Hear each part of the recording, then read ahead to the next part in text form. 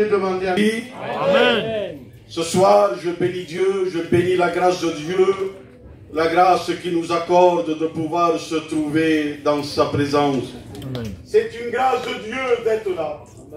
C'est une grâce de Dieu que Dieu nous accorde de pouvoir être à l'écoute de sa parole. Amen. Combien il y en a qu'ils aimeraient être là et ils ne le peuvent pas. Voilà. À travers les circonstances de la vie, à travers la maladie, à travers les problèmes, il y en a qui sont en prison et ils recherchent Dieu et ils aimeraient être là, occupés d'une place. Et nous, parfois, on vient dans l'église simplement pour passer un moment. C'est vrai. On vient dans l'église pour voir c'est qui va prêcher, c'est qui va faire la réunion, c'est qui va témoigner, c'est qui va chanter. Peu importe qu'il prêche, peu importe qu'il chante, qu'il témoignage, le principal, c'est que Jésus soit au milieu de nous. Que ce soit bien dit, bien prêché, bien expliqué. Mais s'il n'y a pas le mot à propos, le mot de Dieu, ta vie va rester comme ça, il ne va pas changer. Ne t'attends pas à beaucoup de mots, beaucoup de paroles. Non, non, une seule parole suffit. Amen. Il dira, dis simplement une parole et mon serviteur sera guéri. Gloire à Dieu. Une seule parole, tu as besoin qu'un seul mot. Et ce mot, il s'appelle Jésus. Amen. Celui qu'il s'est donné entier, celui qui a descendu. Amen. Celui qui n'a pas voulu que le monde se perde. Celui qui n'a pas voulu que ta vie soit chancelante, mais celui qui veut restaurer ta vie. Jésus veut restaurer ta vie. Amen. On a pu le voir à travers les témoignages des frères. C'est vrai, Jésus. Maladie. Aujourd'hui, qu'on soit chrétien ou pas chrétien, mais la maladie touche. Ce n'est pas parce que tu as donné ta vie à Dieu que tu seras épargné de la maladie. Voilà. Ce n'est pas parce que je prêche que je serai épargné de la maladie. Et le frère Tatis a témoigné qu'il était lié. Peut-être vous ne le connaissez pas, mais nous le connaissons. C'est un jeune qu'on ne pouvait pas le fréquenter. Un jeune qu'on ne pouvait pas s'approcher de lui. S'il pouvait, si tu parlais avec lui, s'il pouvait te fouiller les poches, il le faisait. Il était à la recherche, une recherche pour combler son cœur. À la recherche de combler sa vie, sa passion. Ce soir, laisse-moi te dire, mon ami, toi que tu es là, toi que tu écoutes la parole de Dieu. Tu es à la recherche de quoi ce soir? De quoi as-tu besoin? Quel est le vide de ton cœur ce soir? Peut-être tu es en train de rechercher dans le monde la solution à travers la drogue, à travers l'alcool, à travers les passions qu'il y a dans le monde. Mais ça ne comble pas ton cœur. Mais je bénis Dieu ce soir. Parce que ce soir, il y a la solution à ton problème. Ne cherche plus dans le monde, mais cherche dans les choses de Dieu. Gloire à Dieu. Ésaïe 55 du verset 6. Celui qui a la parole, il peut me suivre pour faire lecture. Celui qui n'en a pas, on écoute la parole de Dieu. Ésaïe 55 et du verset 6. Il dira, cherchez l'Éternel pendant qu'il se trouve. Amen. Et n'est plus le temps de chercher dans le monde, dans les choses du monde. Mais il est temps ce soir de chercher l'Éternel. Cherchez l'Éternel pendant qu'il se trouve. Invoque-le tandis qu'il est près. Oui, Jésus ce soir, il est près de nous. Jésus est près de toi. Oui, il se trouve à côté de toi. Nuit et jour, il est là devant toi. Mais c'est à toi ce soir de prendre une décision, de lui dire oui, Seigneur, je t'accepte comme sauveur et maître ce soir. Amen. Parce que j'ai besoin de toi. Nous devons chercher Dieu pendant qu'il demeure au milieu de nous. Amen. Amen. Jésus, ce soir, nous fait la grâce d'être là. Oui, amen. Parce que tu le veuilles ou que tu ne le veuilles pas, que je veuille ou que je ne veuille pas, il viendra un temps. Voilà. Un temps que sa grâce, il va finir, il va cesser. Un temps où Jésus va revenir chercher les siens. Thessaloniciens, il dira, car le Seigneur lui-même a un signal donné à la voix de l'archange et au son de la trompette de Dieu, descendra du ciel, les morts en Christ ressusciteront premièrement. Et nous, l'église, ceux qu'on est restés ici, ceux qui ont combattu le bon combat, ceux qui ont gardé la foi, partiront à la rencontre de Dieu. Amen. On partira ensemble vers ceux qui nous ont dévancés. On ira dans les nuées. Amen. Toi que tu n'as pas fait la paix avec Dieu, Oui. sûr et certain que tu viendras dans l'église. Si la porte est fermée, tu vas la défoncer. Tu viendras, tu te mettras à genoux, tu prieras Dieu, mais ça sera trop tard. Parce que lui, il sera déjà venu. Pour cela qu'il dit, cherchez l'Éternel pendant qu'il se trouve. Amen. Amen. Parce qu'encore il se laisse trouver par celui qui le Gloire à fait. Mais il viendra un temps, tu pourras chercher, tu pourras Voilà. chercher, tu pourras frapper et tu ne trouveras pas. Ça sera trop tard pour toi. Amen. Il est le temps ce soir de chercher. C'est pour ton intérêt, Bon. c'est pour ta vie. En acceptant Jésus, tu amènes le salut dans ta maison. Amen. Parce que lorsqu'on amène le salut chez nous, ça impacte la famille, ça impacte la maison, Gloire à Dieu. ça impacte nos compagnes. Oui, Seigneur. Si c'est toi, ça peut impacter ton compagnon. Ça impacte nos enfants. Amen. Alléluia. Amen. Oui, accepte Jésus. J'ai marqué, dans Amos, il est marqué, Amos 5, 6, il dira, cherchez l'Éternel et vous vivrez. Amen. Ce soir, il est question de vie. Ce soir, il est question, je dirais, de vie ou de mort. Tu peux me dire, mais je suis vivant, je vis. Le Seigneur dira, tu parais pour être vivant aux yeux des hommes. Mais il dira, mais à mes yeux, pas à mes yeux, à moi. Moi, je te vois vivant aussi. Mais aux yeux de Dieu, de celui qui a créé tout, celui qui a créé le monde. Il dira, à mes yeux, tu es mort. Tu parais vivant aux yeux des hommes, mais lorsque Dieu te regarde, il te compare comme mort. Mais de quelle mort tu veux me parler? Parce que la Bible nous parle de deux. Où il y a la vie éternellement, où tu vivras avec Dieu, où tu seras jeté en enfer. C'est la séparation de Dieu. Non simplement pour un instant, mais la Bible nous dit que tu seras séparé de lui pour l'éternité. Mais je bénis la grâce de Dieu, je bénis Dieu ce soir. Amen. Parce que Dieu ne veut pas la perte de chacun de nous. Dieu ne veut pas la perte d'une humanité. Lui, il veut que tous parviennent à la reconnaissance. Amen. Parce que lui, il veut sauver tout le monde. Amen. Ézéchiel 18, 23 dira, ce que je désire. Dieu a un désir ce soir. Si tu ne le savais pas, laisse-moi te dire que Dieu a un désir pour toi. Toi, aujourd'hui, et moi, le désir qu'on a, c'est de réussir dans la vie.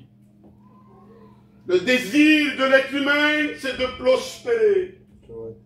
C'est de donner un avenir pour nos enfants. C'est un désir que mon enfant puisse prospérer, qu'il puisse réussir dans le monde. Et le désir de Dieu, ce n'est pas le même désir que le nôtre. Vous voulez savoir c'est lequel le désir de Dieu? Amen. Là, ce que je désire, ce n'est pas que le méchant meure. Bon. Dit le Seigneur l'Éternel, dira, n'est-ce pas qu'il vive? Voilà le désir de Dieu. Amen. Le désir de Dieu, c'est que tu vives pour l'éternité. Amen. Amen. Voilà le désir de Dieu qu'il a pour toi. Il ne veut pas la perte du méchant, mais il veut qu'il soit sauvé. Son désir à lui, c'est de te sauver. Amen. Tu peux me dire comment oui?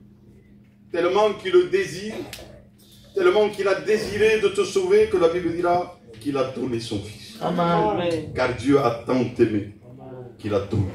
Amen. Il n'a pas donné n'importe quoi. Il n'a pas donné du matériel, de l'argent, non. Ça ne pouvait pas nous sauver. Il a donné ce qu'il avait de plus précieux. Amen. Qui donnerait un enfant pour l'humanité? Un jour, j'ai dit comme ça dans une prédication, qui donnerait un fils pour les meilleurs hommes et les meilleures femmes qu'il puisse avoir dans le monde? Quel est le meilleur? Qui le donnerait? Moi, le premier, je ne le ferai pas. Vous savez que j'avais dit, peut-être je ne devais pas le dire, mais je le dis parce qu'il est dans mon cœur, Dieu me connaît. Je dirais moi que tout le monde meurt, même moi le premier. Mais que mon fils vive, que mon fils soit vivant, qu'il lui arrive rien, je donnerai ma vie. Mais lui, Dieu, l'Éternel, il a donné son fils pour les pires, pour les plus grands des pécheurs. Non pas pour les meilleurs, mais pour les pires. Voilà pourquoi il a donné, pour que ta vie soit sauvée. Alléluia. Amen. Jérémie dira, vous me cherchez et vous me trouverez si vous me cherchez de tout votre cœur. Amen. Ce soir, pour chercher Dieu et pour le rencontrer, il faut un cœur. Amen. S'il n'y a pas de cœur, tu ne le trouveras jamais. Si ton cœur n'est pas ouvert devant lui, il ne rentrera jamais dans ton cœur. Il faut un cœur ce soir. Un homme, une femme qui disent oui, je le veux.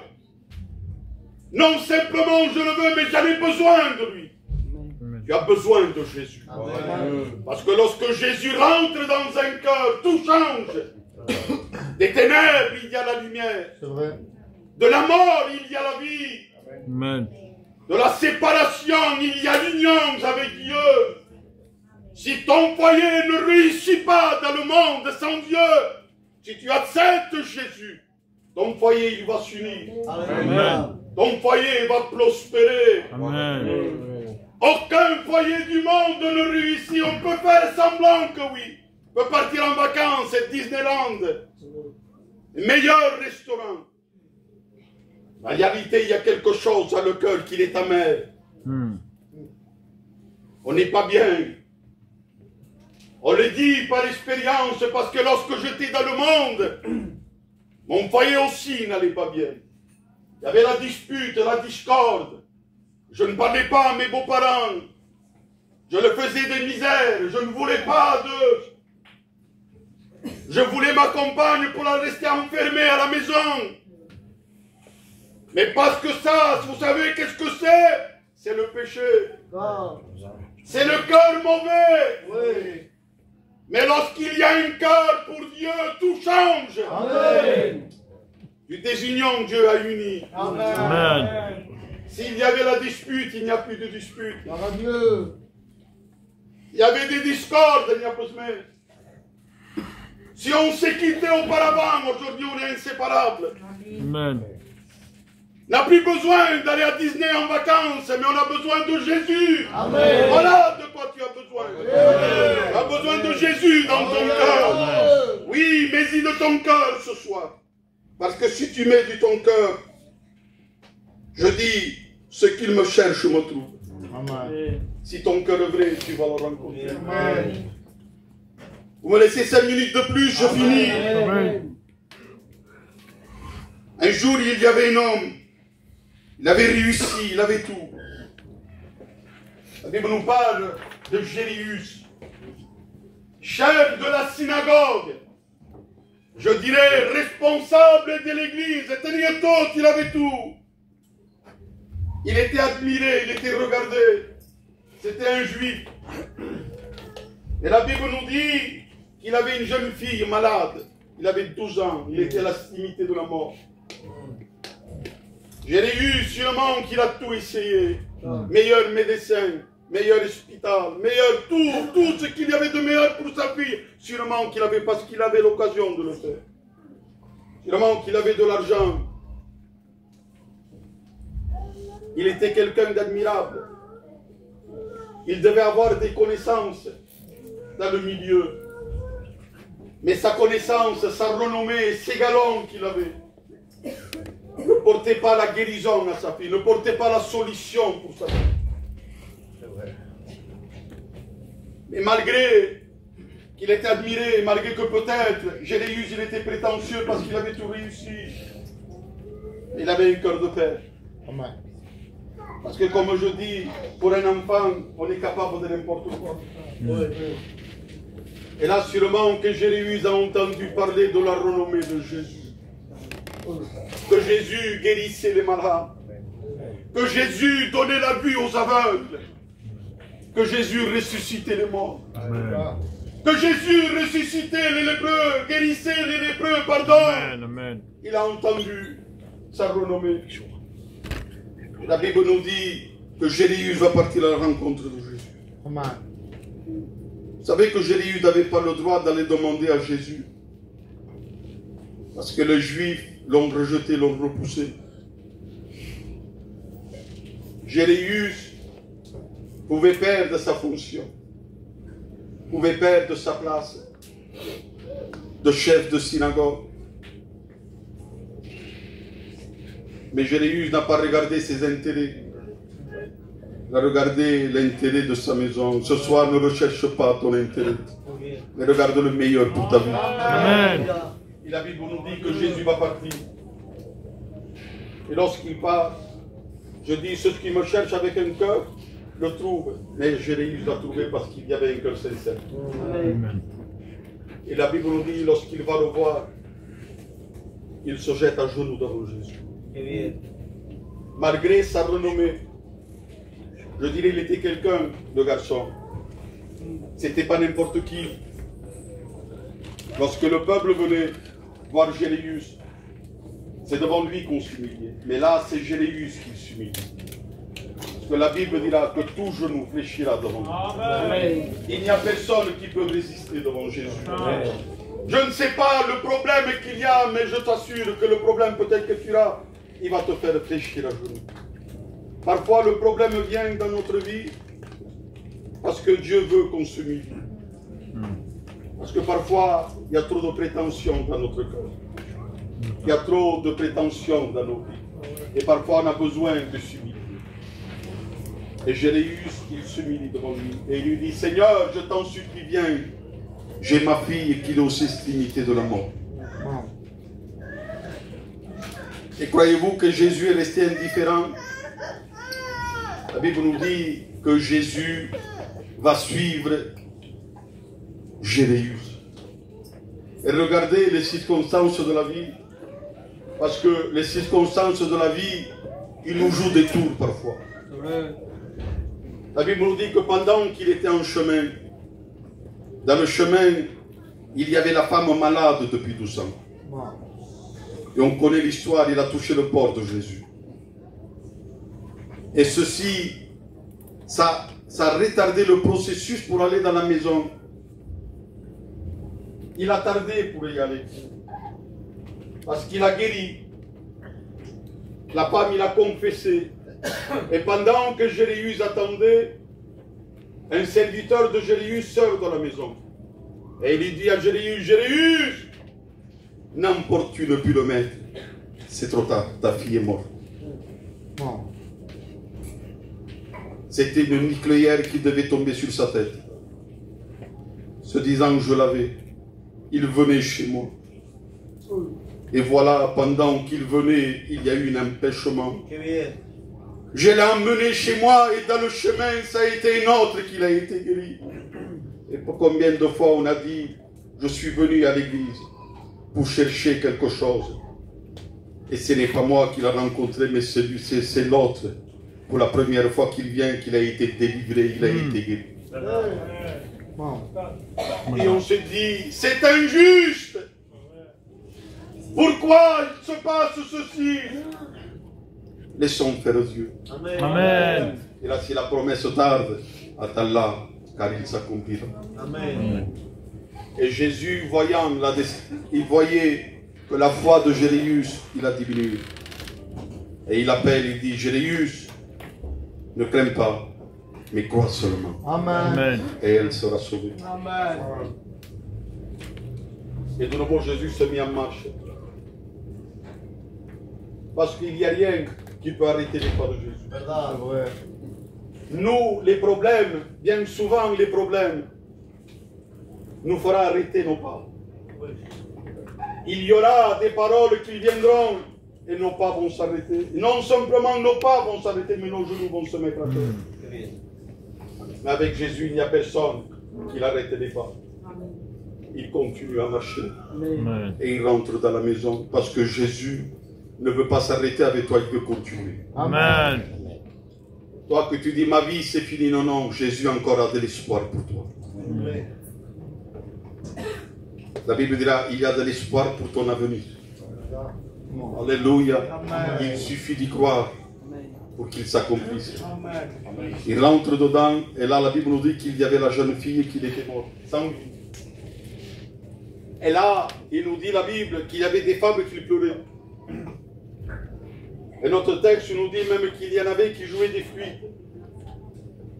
Parce que du temps en bas, lorsqu'il y avait un décès, je demande pardon, on payait des femmes pour qu'ils pleurent. Ils versaient des larmes. Mais ce n'était pas le cœur qui pleurait. Et Jésus rentre. Et vous savez ce qu'il fait Jésus lorsqu'il voit ces femmes qui pleuraient? Il les met dehors. Il a sorti. Parce qu'il dit, la fille n'est pas morte, mais il dort. Amen. Et là, les gens qu'il y avait se sont moqués de Jésus. Et Jésus prend l'autorité de les mettre dehors. Jéréus n'a rien dit. C'est lui qui les a fait venir. C'est leur famille qui l'ont payé pour qu'ils peuvent. C'est normalement, c'était Jéréus de prendre la décision. Si dans ma maison, je mets quelque chose, ou j'invite quelqu'un, ce n'est pas le frère Abraham, le frère Pachef qui va dire, sors de la maison, c'est moi. Le chef de la maison, c'est moi. Alors s'il y a une décision à prendre, c'est moi. S'il y avait une décision à prendre, c'était Jéréus, c'était sa maison. Mais si Jéréus s'imposait, s'il disait non, sûrement le miracle n'aurait pas passé. Jésus aurait parti. Et parce que Jéréus a accepté, la jeune fille a ressuscité. Amen. Et qu'est-ce que je veux dire par là? Je finis. Qu'est-ce que je veux dire par là? Lorsqu'il y a un cœur sincère et que Jésus vient dans notre cœur, parfois il y a des trucs que ça le dérange. Parfois il y a des trucs qu'il dit non. Et si ce soir, tu veux garder quelque chose dans ton cœur que lui n'est pas d'accord, il ne restera pas. C'est pour cela que parfois il n'y a pas de miracle. J'y vais encore plus fort. C'est pour cela que parfois il n'y a pas de guérison. Parce qu'on ne laisse pas l'autorité à Jésus. Amen. Jésus te dit, ce que tu fais, ce qu'il y a dans ton cœur, ça me déplaît. Je ne suis pas d'accord. On fait le sourd d'oreille, le sourd d'oreille. Et on préfère garder ce qu'on et faire partie.